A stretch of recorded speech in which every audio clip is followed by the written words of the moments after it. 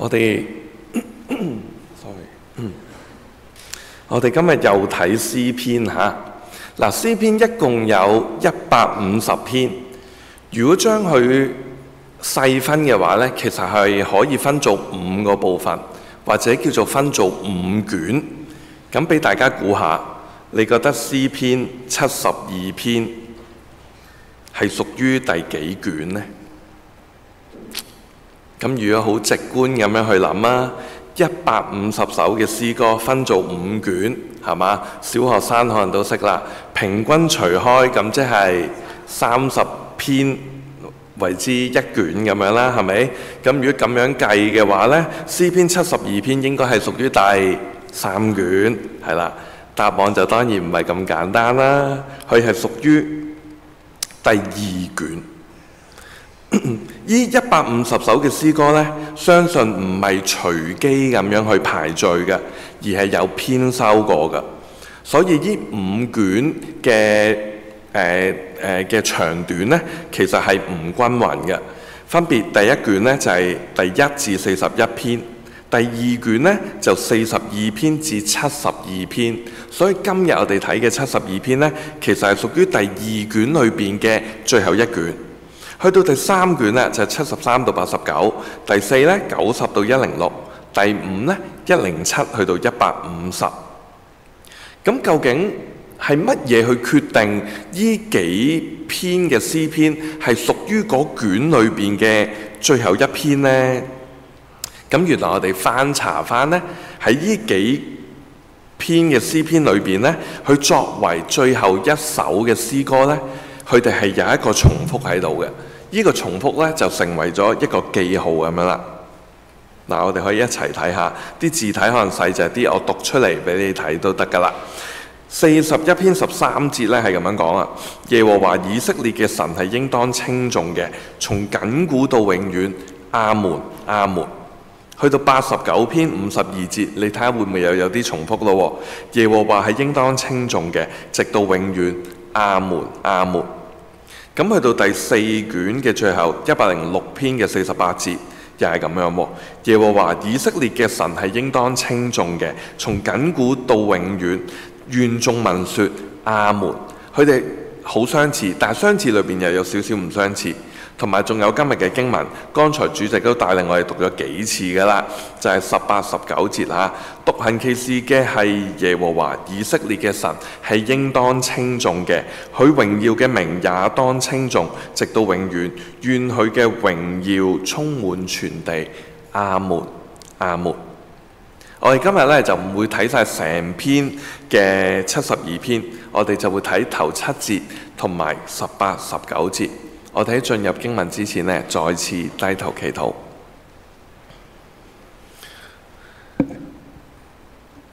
主耶穌基督，我哋又謙卑嘅嚟到你嘅面前，去聆聽你嘅話語，願意不論講到嘅都同埋聽到嘅都得蒙造就，生命得著改變。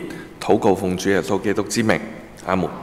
好，咁首先呢，我要先講下呢首詩歌裏邊嘅分段。頭7節嘅經文呢，係可以分做2段，而18、19節呢，就可以分咗做第3段。而頭7節經文1至7節呢，你會見到有一個平衡結構喺裏邊嘅，大家可以望下，就係 A、B 同埋 A 派、B 派。咁即係點樣呢？嗱，睇詩篇呢，我哋要有一啲嘅想像力嘅。除咗剛才我哋讀嘅文字呢，大家仲可以聯想一下，詩人呢，佢係描述緊一幅圖畫嘅。我先舉個例子，另外一首我哋好熟悉嘅詩篇有23篇。耶和華係我嘅牧者，我必不致缺乏。他使我躺臥在青草地上，領我到可安歇嘅水邊。咁呢一幅好明顯就係一幅青草地溪水旁嘅圖畫啦。作者表達緊呢，主就係牧羊人，而我哋信徒就好似羊咁樣嚇，就喺主嘅帶領之下就可以得力，可以安穩。今日呢，又係一幅乜嘢嘅圖畫呢？咁原來呢，今日裏邊呢，有2幅嘅圖畫喺裏邊嘅。都順帶一提下，詩篇23篇呢，其實都係有2幅圖畫嘅。青草地溪水旁係一幅圖畫，另外一幅圖畫係咩圖畫？就係筵席嘅圖畫啦，記唔記得啊？喺耶和華面前，你話我擺設筵席嘅圖畫。今日嘅經文呢，其實就係有2幅圖畫。第一幅呢，就係一幅君王嘅圖畫，我用藍色去顯示咗，描述緊君王行義，佢要行出公義嘅情況，分別就係 A 1至2節同埋 A 派4至到5節。第一幅圖畫。咁第2幅圖畫係乜嘢呢？就係植物生長嘅一個意象，綠色，分別就喺第3節 B 同埋第6、第7節嘅 B 派。而你會見到佢哋嘅出現呢，係輪流出現嘅，君王、植物、君王、植物咁樣交替出現，如是者就形成咗一個平衡結構啦。而且喺呢個平衡結構裏邊呢，佢仲出現咗一個因果關係。乜嘢係因？乜嘢係果呢？藍色 A 同埋 A 派係因，而果呢就係綠色 B 同埋 B 派。即係話咩意思啊？因着君王嘅善行，就會帶嚟國家嘅興旺。我哋一陣睇落去呢，就會明白㗎啦。好，咁我哋喺睇第1節之前呢，仲有多一樣嘢係想大家留意嘅，就係喺詩歌嘅開頭呢，通常都會有標題嘅。咁而呢首詩歌嘅標題呢，就係所羅門的詩。不論係中英文譯本呢，其實嗰個意思呢，都係翻譯做乜嘢啊？所羅門所作嘅詩歌咯，係咪？嗱，咁樣呢，或者係無可厚非嘅。所羅門嘅父親係大衛，去作好多詩歌噶嘛，係咪？剛才嘅詩篇23篇咪就係出自佢嘅手筆咯。佢個仔所羅門呢，係以智慧見稱嘅，所以識得作翻1、2首詩歌呢，合情合理。但如果我哋睇希伯來文呢，我哋就知道原來喺個標題裏邊呢，係冇詩呢個字嘅，係啦，係後加上去嘅。標題裏邊呢，係得2樣嘢嘅啫。第一就係一個介詞，係啦，英文就叫做 to 啦，中文你就叫做給都得。第二呢，就係一個人名，就係所羅門呢個字啦。咁所以呢，如果我哋按字面去睇呢，其實就唔係所羅門的詩啦，而更加正確嘅係給所羅門的，或者係為咗所羅門的咁樣。嗱，所羅門係一個君王，為咗佢，咁即係話其實呢一首係一首為君王祈禱嘅詩歌嚟嘅。又或者佢要接續佢嘅父親大衛接續呢個皇位啦，詩人呢就為咗呢個緣故去寫咗呢首詩歌，去為佢祈禱。而當我哋睇呢首詩嘅時候呢，第二樣嘢都好值得留意嘅，就係詩人唔係為咗一個皇帝而寫呢首詩歌，因為第1節已經講咗啦，王的兒子。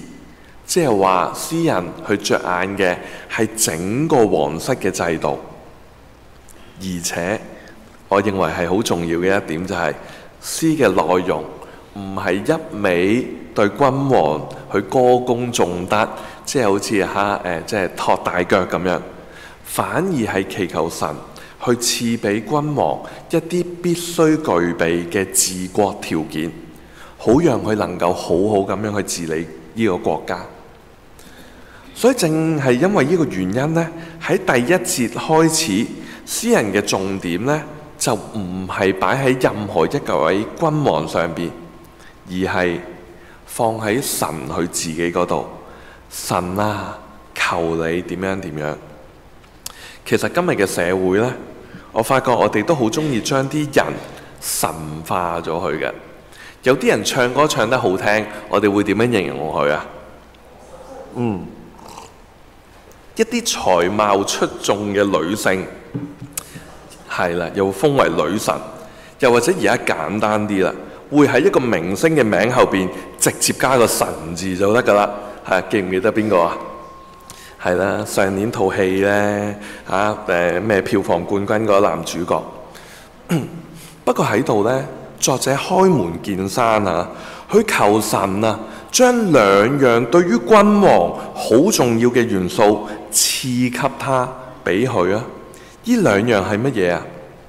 分別就係公平同埋公義。其實剛才主日學呢，導師都有提過。原文咧喺第一節裏邊咧，佢嘅表達係相當清晰嘅。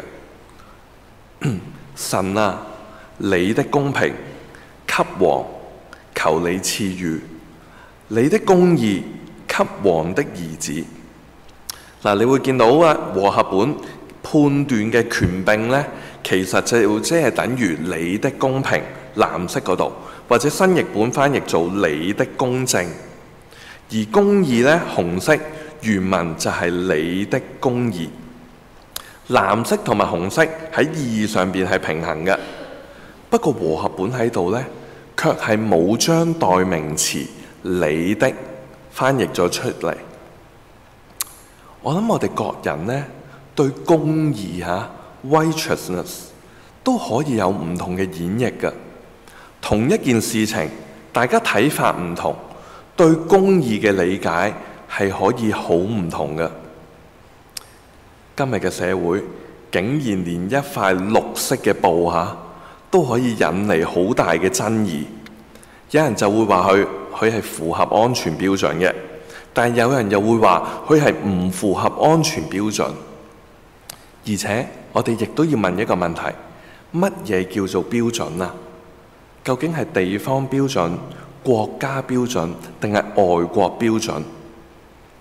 點樣先至可以將公義彰顯出嚟，俾受害人嘅家屬啦，以至整個社會一個公平公正嘅交代？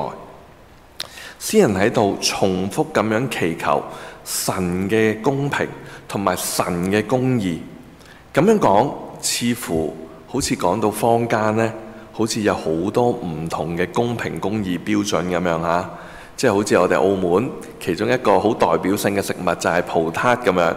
你喺下環街你又有得食，你去到路環你又有得食喎。但係食到落去呢，你就知道呢，其實兩者嘅味道似乎有啲唔同啊。你就會知道邊一間先至係好食一啲，邊一個標準先至係最高最合理嘅標準。詩人祈求在上位嘅能夠施行神嘅公平同埋公義。在上位包括兩種人，第一節都提到㗎啦，分別就係王同埋王嘅兒子。詩人希望一代又一代咁樣延續呢一種嘅治國質素。如果係咁樣嘅話，有兩類人就可以受惠啦。分別就係第二節，你的民同埋你的困苦人。嗱，喺度我又問下大家，你覺得呢個你指嘅係君王啊，定係神啊啦？即係王嘅民啊，定係神的民啊啦？從個經文脈絡嚟睇呢，應該係指緊神嘅，指緊後者，神嘅子民，同埋喺呢一批嘅子民裏邊當中特別提到困苦人。我諗一個咁樣嘅表述呢，正正係俾當權者一個好好嘅提醒啊！人民並唔係王嘅資產，人民係屬於神嘅。詩人仲特別強調人民中裏邊嘅弱勢社群、困苦人，佢哋係喺社會上邊最低層、對最低下階層嘅人士，最容易係被忽略、被藐視，甚至被滅聲。詩人期盼嘅公平公義，同樣都可以臨到呢一班嘅低下階層身上。咁如果係咁樣嘅話，會為呢個社會帶嚟乜嘢嘅結果啊？第三節平衡結構裏邊嘅 B 啦，一幅植物生長嘅圖畫。喺一節裏邊呢，你就會見到最當眼嘅大自然景物，即係大山小山啦。佢哋會點樣啊？佢哋會生出啊！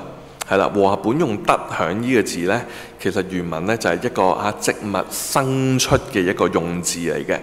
大山小山會生出一啲嘅平安，平安就指一啲果實啦，生出一啲平安嘅果實出嚟。平安就正正係將臨期裏邊其中一個主題，指緊嘅可以係自己同自己、人與人之間、政權與人之間，甚至國與國之間嘅一種滿足嘅狀況。而家除咗春天我哋可以賞花之外呢，原來冬天都係賞花嘅季節嚟㗎。有弟兄姊妹早2日先至去完國內賞花。我諗當你置身喺呢個花海嘅山頭裏邊呢，人都可能好心曠神怡，人嘅心情可能都會好唔同啦。詩人嘅意象就係大大小小嘅山都長滿，都生出一啲平安出嚟，成個山頭都好平安。我自己又諗下，喺今日21世紀裏邊，被譽為最公義公平公正公義嘅國家係邊啲呢？究竟而佢哋之間究竟有乜嘢共通點呢？政通人和，我諗經濟一定係領先全球啦。所以嗰啲國家會唔會佢哋嘅 GDP 佢哋嘅國內生產總值呢，應該就係最高㗎啦。咁我就將呢個問題問 AI 問下啲人工智能，佢俾我嘅答案呢，竟然唔係我哋成日睇新聞見到嗰啲經濟大國反而就係嗰啲我哋好少去嘅歐洲小國，例如有丹麥挪威芬蘭瑞典呢啲。原來呢啲國家呢，佢哋喺法治啦、社會公平啦同埋包容性上邊嘅得分都係最高嘅。人民嘅快樂指數呢，同樣都係最高。其實我睇翻呢啲公平包容法治等等，呢啲咪就係平安嘅元素咯。不過好可惜一般人呢，通常係好難移民去呢啲北歐國家嘅。我諗嗰個困難程度同移民嚟澳門一樣咁難喺火災之後我曾經有聽過有人咁樣講，佢話佢以後都唔想住喺啲高過10樓嘅住宅裏邊，因為怕真係出事嘅時候，佢要逃生係相當困難。我諗喺港澳地區即時選擇就會少咗好多啦，咁多高樓大廈。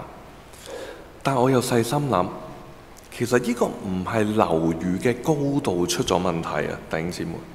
正如詩人所講，如果嗰個地方係能夠生出平安嘅話，如果嗰個地方要百姓安居樂業嘅話，先決條件係乜嘢就係王要以公義去管理國家。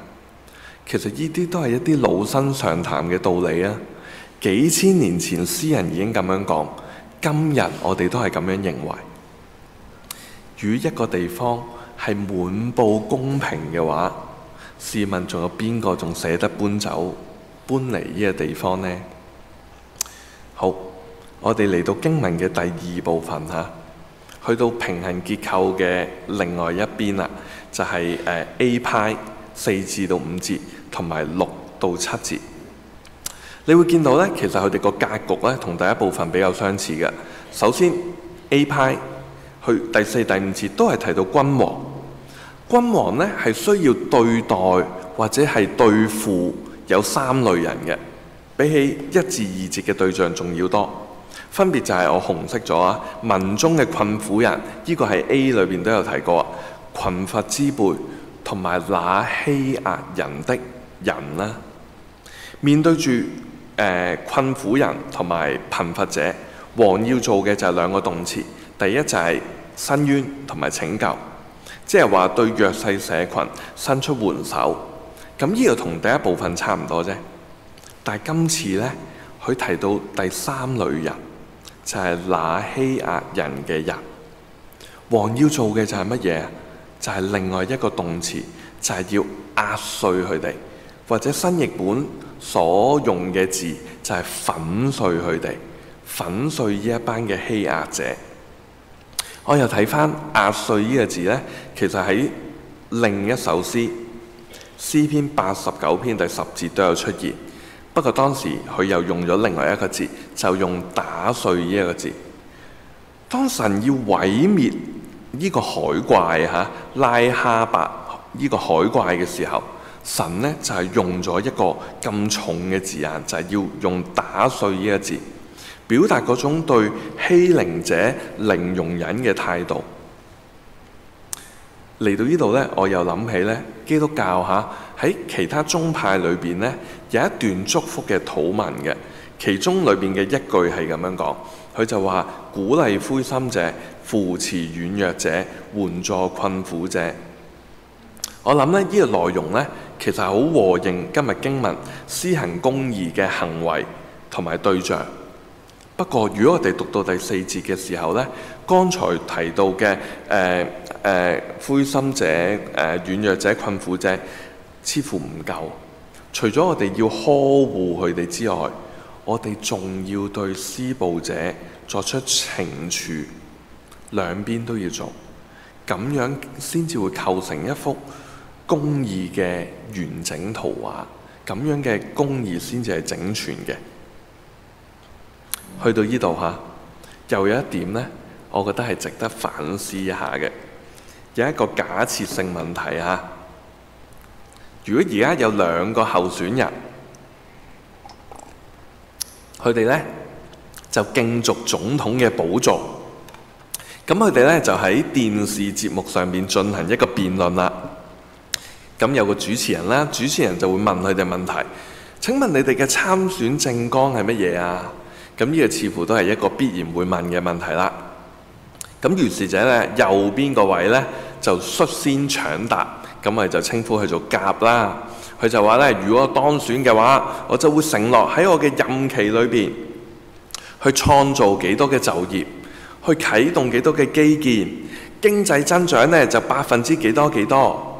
對外呢，我又會點樣去建立呢個強國嘅外交，仲會購買幾多軍備之類之類。聽到呢，在場嗰啲觀眾呢都點晒頭，甚至呢拍爛手掌咁樣啦。好，阿甲發言完畢啦，跟住就輪到左邊嗰個候選人，姑且就叫佢阿月啦。阿月嘅政綱呢，同我哋嘅教會年題一樣都係8字真言，就係點樣呢？就係愛民如子，鞏固人心咁樣。咁當中呢，佢花得最多嘅筆墨呢，就係喺嗰啲毫不起眼最冇話語權嘅人身上佢一路講，在場嘅人士聽到個個都喺度瞌晒眼瞓。好啦，辯論結束，民意調查機構呢，就訪問咗100個人，佢呢，現場又好，睇直播喺屋企睇又好，訪問咗100個市民。大家估下阿甲嘅得分高啲，定係阿月嘅得分高啲啊？可能都係即係有機會係阿甲咁樣啦。講到咁大，我又諗起喺舊約裏邊嘅以色列王。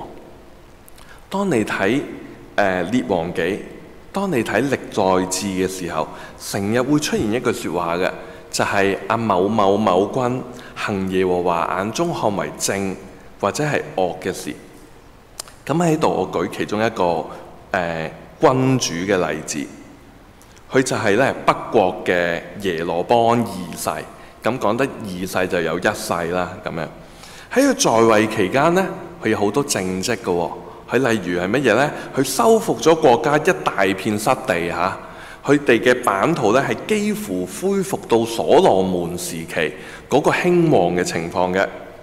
而且呢，根據考古嘅發現呢，當中嘅有錢人呢係會住喺一啲象牙裝飾嘅屋企裏邊嘅。國家相當興盛。一位咁樣嘅王，你估下聖經嘅描述，佢係行耶和華眼中看為正，抑或係惡嘅事啊？係啦，又係後者，係惡事。先知阿摩斯佢對耶羅波安2世作出好嚴厲嘅批評。佢就話國家嘅貧富懸殊相當嚴重，司法制度係即係潰敗嚇，窮人得唔到保障，窮人嘅價值呢，好似一對鞋咁樣嘅啫。宗教儀式有啊，不過徒有外表，虛偽到極點。成個國家你睇起上嚟，表面上相當富裕，可惜金玉其外，敗絮其中。最終以色列國即係北國啦，就喺耶羅波安二世死咗之後唔夠30年，神嘅審判嚟到啦，整個國家滅亡，被亞述所滅。相反，如果好似詩人所講，以公義治國，又會係另外一幅乜嘢嘅圖畫呢？我哋呢，如果睇到嘅話，我哋一齊再讀一次第6、第7節，好嗎？1、2、3，他必降臨。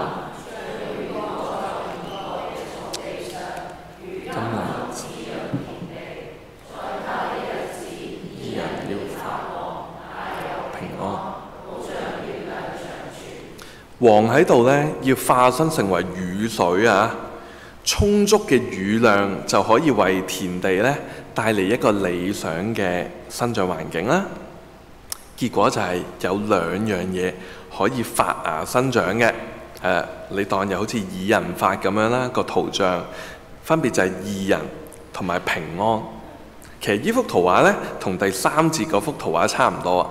不過今次個果實呢，就多咗一個，就多埋義人啦。呢個呢，可以理解成一個此消彼長嘅圖畫。當欺壓者當道嘅時候，義人就自自然然企都冇定企啦。但係如果相反啦，嗰啲欺壓者被王壓碎，被神打碎咗嘅時候呢，義人就有機會抬頭啦，就能夠為到整個地土帶嚟更加大嘅平安。而詩人喺度呢，仲交代咗嗰個時間性添。經文裏邊嘅平安呢，就唔係好似耶羅波安二世當時嗰個繁華咁樣曇花一現，而係呢，好似第7節下所講，好像月亮長存。原文嘅意思就係直到月亮不再啊！所以你會見到就係唔止係講緊1代2代，係可以延續到一段好長好長嘅時間。好，嚟到經文第3部分，詩人嘅焦點再次翻去到神身上。和合本裏邊呢，喺18節，我用紅色 highlight 咗啦，有2個對神嘅稱呼嘅。就係耶和華以色列嘅神，但係如果我哋睇原文呢，佢裏邊原來係有3個稱呼，分別就係耶和華神同埋以色列的神。呢種咁樣層層遞進嘅表達方式呢，又讓我諗起咧創世記22章啊，神要試驗亞伯拉罕嘅時候，佢點樣講啊？當佢神要亞伯拉罕將佢老來得嚟嘅兒子獻上嘅時候，佢特別形容佢嘅兒子係你的兒子，就是你獨生的兒子，你所愛的以撒。亞伯拉罕佢係唔會搞錯咗另外嗰個以實瑪利嘅，以撒係佢所愛嘅兒子。就正如神係以色列人嘅神，以色列人喺度都絕對唔會搞錯咗另外一個神嘅，因為佢哋係被神揀選出嚟嘅子民。呢係第一點。仲有第2點，佢哋同樣都唔會搞錯，就係佢哋稱頌嘅對象係邊個啊？唔係君王，而係佢哋嘅神。有一句説話咧，唔知大家有冇聽過？我唔記得咗有冇喺台上分享過啦。叫做鐵打嘅衙門，流水嘅官。呢句説話係咩意思呢？鐵打嘅衙門呢，指政府部門嘅穩定性同埋永續性；流水嘅官呢，就即係指官員嘅任期，佢嘅更替就好似流水一樣不斷去轉換。佢指嘅就係喺一個成熟嘅制度之下，人事嘅變更係唔會影響到機構長期嘅穩定。耶和華係大衛嘅神，所羅門嘅神，耶羅波安一世二世嘅神。所以鐵打嘅係上帝，流水嘅只係一代又一代嘅君王啫。以色列人知道佢哋嘅福分從來都唔係嚟自某一位君王佢嘅卓越、佢嘅能力、佢嘅成就，而係嚟自佢哋嘅神。同一個道理，如果放喺今日我哋呢個群體裏邊，一間教會嘅興旺與否，亦都唔會係單靠一個人或者係一小撮人嘅努力，而係神首先嘅賜予。詩人喺第一節裏邊已經提過，人要做嘅就係信服同埋配合。不過相反下，以色列人嘅歷史呢，又同咗我哋講，一個國家嘅福亡呢，係可以同在位者嘅行為有直接嘅關係嘅。所以你會見到其實兩者係有啲唔對稱喺裏邊嘅。見到教會復興嘅話呢，呢個完全係神嘅作為。人嘅角色就係見證者同埋參與者，但係教會嘅敗壞呢，就唔可以將佢歸咎於神，而係人嘅犯罪。所以作為信徒嘅我哋，係必須時刻去保持一個警醒同埋謙卑嘅心，並且要合宜咁樣去看待自己。好啦，嚟到最後，今日係將臨期第2個主日。點解要喺將臨期裏邊經課表會有一首咁樣嘅詩歌呢？將臨期提醒我哋兩樣嘢嚇，之前培良傳道喺團契裏邊都有提過，就係主嘅降生同埋佢嘅再來。彌賽亞再來嘅時候，19節，佢嘅榮耀充滿全地，佢會帶嚟公平、公義同埋平安。咁喺呢段期間呢，我哋各人先要好好預備自己。將臨期其中一個主題就係盼望。我哋眼見嘅現況呢，我哋千祈唔好當咗係終局嘅局面。詩人話乜嘢先至能夠留到永遠啊？就係神榮耀嘅名。所以我哋今日要做嘅就係我哋要去區分一下乜嘢係可以具備永恆價值，可以留到永遠嘅，我哋就去努力去尋求呢一啲。而乜嘢只係過眼雲煙，我哋呢其實亦都唔需要再留戀喺裏邊，亦都唔好被呢啲眼見好似好真實嘅虛浮嘅事情讓到我哋失焦。所以願主帶領眾人，我哋最後呢同心有一個低頭祈禱。主耶穌基督，願意藉着你嘅話語去提醒我哋，主你係喺地上作王，主呢，你亦都將公平同埋公義賜俾我哋眾人。願意呢，我哋都係依靠住你所賜予俾我哋，去讓到我哋呢個群體能夠生出平安。好讓呢個地方呢，都能夠讓到更加弟兄姊妹、更加多弟兄姊妹喺裏邊成長。不論係小朋友、少年人或者係成年人，我哋都可以喺度呢，可以尋求到你，可以喺度呢，好似經文裏邊嘅意象咁樣，可以生出更加多嘅果子出嚟，讓到更加多嘅人因着教會可以看見主榮耀嘅名。感謝你。